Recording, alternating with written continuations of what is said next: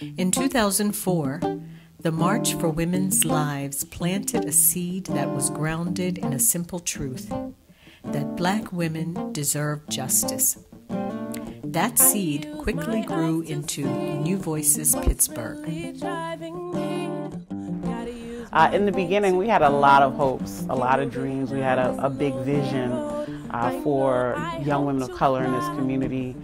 More than anything, we were trying to create a space, a political space, for young women of color to just exist and be leaders in their community and to build community amongst each other, but also to have a progressive space to talk about reproductive rights. We had always been looking for something that spoke to women of color's experience in a full way, so that it wasn't just about race or class, but it was about the fullness of our experience. And so reproductive justice really was sort of a beacon for us.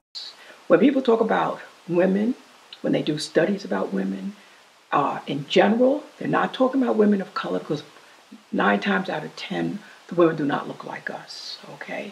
So if no one is thinking about us, we have to think about ourselves. It is, I think, the responsibility of all women of color to get on board with this mission and make it their mission, because no one else will speak for us.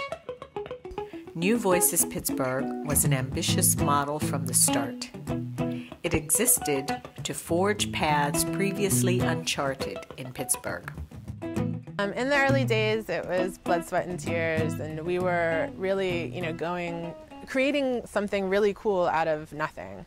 So we would get excited when we would get like a $50 donation. This was not the day of huge grants or major financial backing. So it was based off of relationships and a real passion and drive to create something. For those first few years, we would just attend everything. I mean, you name it, E-Fest, all the neighborhood festivals we would go to, all the major events, you name it, we were there. Every rally, every march, every event where we thought we'd be able to connect with other young women of color who had similar interests, similar passions, even a similar commitment to reproductive justice. All of that had to be cultivated in the beginning. It just simply did not exist. As with any movement, New Voices had a key turning point, a catalyst that would transform it as it marched into the future. I think the event that most represents the way in which New Voices Pittsburgh wants to move in the world is when we decided that we were going to confront the Allegheny County Jail around the death of Amy Gillespie, as well as her unborn baby. Standing up for her life, honoring the fact that she deserved to live and she deserved to be attended to with care, was one of those moments in New Voices history, her story, that really, I think, demonstrates the complex ways and the layers of our work. In 2010, we realized that it was important for us to really call out what was necessary for the Pittsburgh community, and that was to serve Black women and girls. And so we changed our mission from being about just organizing for reproductive justice to complete health and well-being for Black women and girls. But how do we use movement building to do that? How do we use leadership development to do that, human rights to do that, and reproductive justice to do that? One of the ways that New Voices Pittsburgh impacts the community is that this is an organization that deals with policy and policy issues. That's something that really hadn't happened in the community as far as working around women's justice as it relates to women of color and Black women. New Voices Pittsburgh is it. New Voices Pittsburgh matters because Black lives still matter. In this region of Pittsburgh and the surrounding areas where there's still so much homophobia and bigotry and hatred, there needs to be organizations that still stand up for justice, not just for anybody, but for people that nobody else is standing up for, African American women and women of color. Pittsburgh needs New Voices Pittsburgh because this is what is going to change people's lives. When women of color have leadership positions and are loved and respected, and there's gratitude for the work of women of color and the experiences that they've had, everybody benefits. Yes, there are many times New Voices Pittsburgh did not have the financial support or resources to do our work.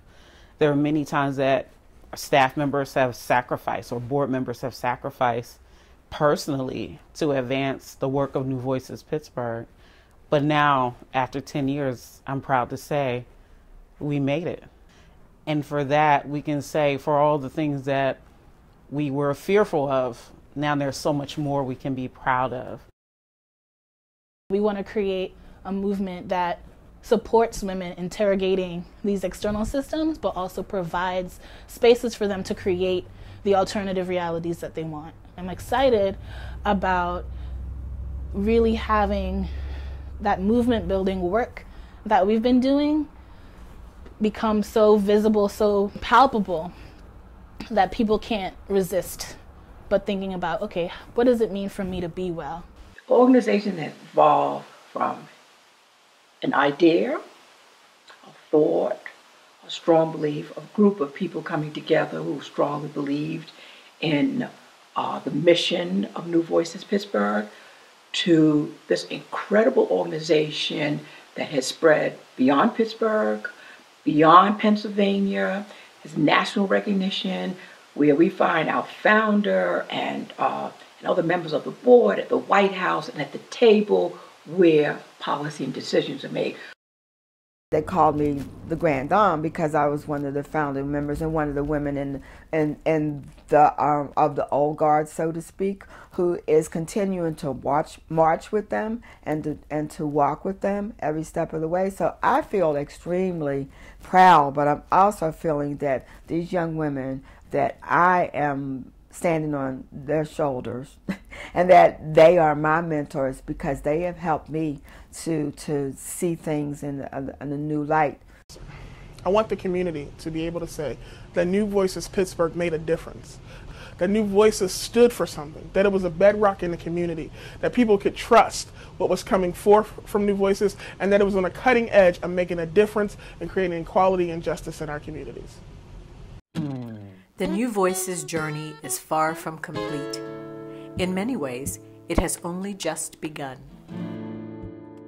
The future of New Voices Pittsburgh is very bright. It might not even be called New Voices Pittsburgh in the next few years because of the ways that our work is growing across multiple states. What I want the future of New Voices Pittsburgh to be is the source of support, advocacy, leadership, activism, organizing for women of color and Black women and girls. What I want for future generations to say about New Voices Pittsburgh is that this was an organization that made me want to become a better woman, that made me want to be involved with what is happening in my community. We who are doing social justice work all across the world, we're passionate about it, we love it, but we're fighting oppression. We're fighting really challenging things, and so we want to celebrate our culture, we want to grow our culture, we want to pass that down, but we want to work ourselves out of a job. Yesterday, today, and in the days ahead, the mission remains clear. New Voices Pittsburgh stands for all marginalized communities, stands for women of color across colors, for Black women and girls, for LGBTQ people, for incarcerated women and trans women. We stand for young women. We stand for anyone who believes in human rights. We stand for anyone who's resisting reproductive oppression. And what we would want all of them to say about New Voices Pittsburgh is that New Voices Pittsburgh represents me. want to be beautiful. And when a stranger sees me, I want to be beautiful. And when I'm praying on my knees, I want to be beautiful. I want to be beautiful. Want to be beautiful.